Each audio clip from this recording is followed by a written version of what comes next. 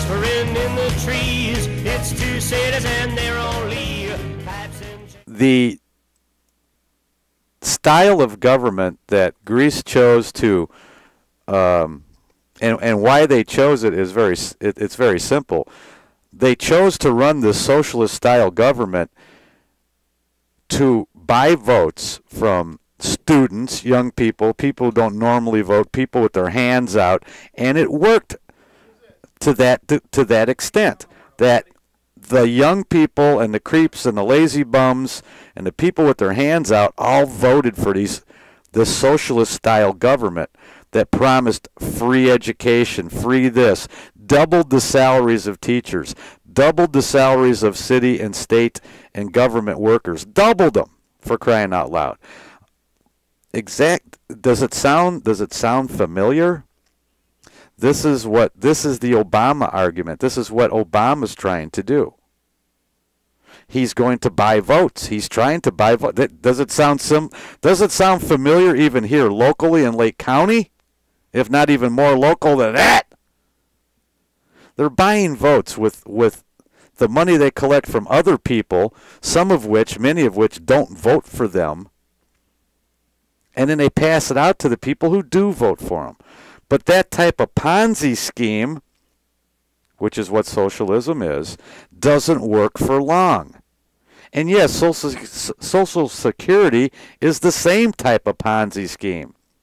You got to keep feeding it and feeding it and feeding it, and eventually it catches up with you. Now, in our case, we borrowed or stole so much money from Social Security, it's catching up with us probably quicker than it should. But nonetheless, socialism is that very type of Ponzi scheme, and that's what is cooking on the Victor line. Who else would it be? It's Victor. Hey, Victor. Hey there, Bruce. What do you say? You're on the Victor line. Hey, well, cool. You know, I'm thinking about that. That sounds interesting, like what you were talking about with Greece.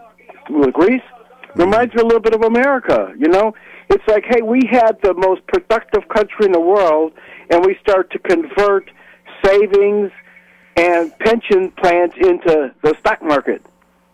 And then we start giving massive tax breaks to these corporations that were basically paid to leave the country. And so that's what brought down our economy. And unions, and there is not much perfection out there other than, you know, the creator, let's say, or the universe.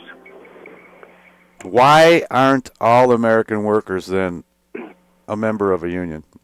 Well, number one, if you try to start a union where you work, most likely it'll take a couple of years to get a union started. And by then, the workers will be threatened with termination or harassment. You think that's why? I think that has a lot to do with it. I think some people... Then how does the union get any new members ever?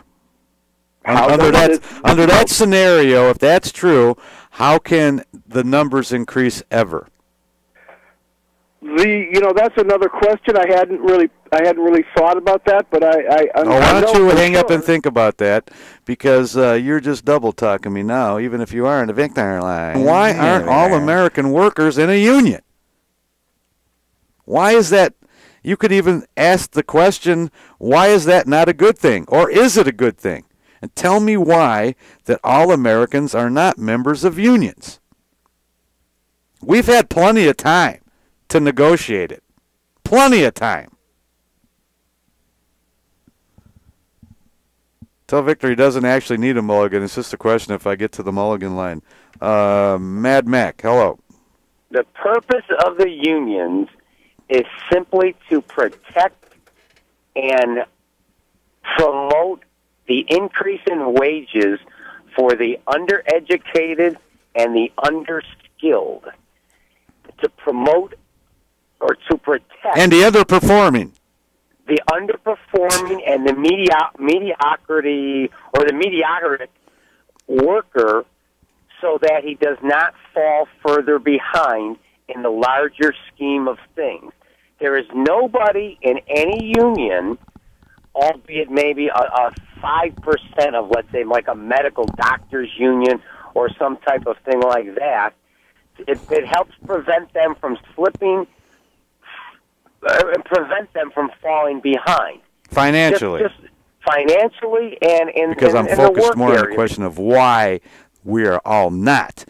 Mad Mac explained to us all in class today why some people are, and I can't argue with him that the lack of motivation, the lack of aspiring to become to moving up the ladder, the corporate ladder, settling for mediocrity and a paycheck at the end of the week makes a lot of sense. Let's just see, where's old Crazy Dave on the Mulligan line, I think. Hey, why didn't you tell Max he was wrong? You have personal experience. Your dad was a laborer and then went into management. So that blows his theory right out of the water. But my dad could not could only move a certain amount or a certain distance in the bargain union ladder. He had to move into management to aspire to become a top-level manager. He had to get out of the union. Everything is based. Let's just use the and you met and your initial thing was that America was built on the back of labor. That's a figurative speech, as in regards to carpenters, iron workers that built the garment industry, and at its peak, this country only 37% of the entire population at its peak was ever unionized. I mean, even in its freaking heyday of the 40s and 50s, right, only 37% of the population was unionized. Now, we're nowhere near that now.